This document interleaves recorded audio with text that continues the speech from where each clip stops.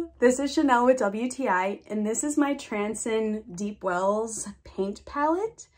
So it holds all of my paint, of course. There's 24 wells, which means you can have 24 separate colors all at the same time. And for me, I need that many because I am constantly changing my color. I'm easily able to put paint into them and also mix in them as well. They're not too big and not too small.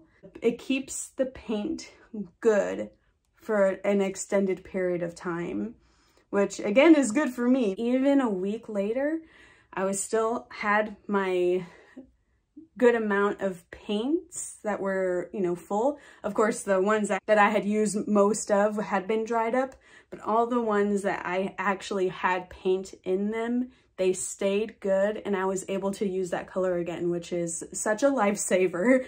This really does save time because I'm not having to remix the same color over and over again.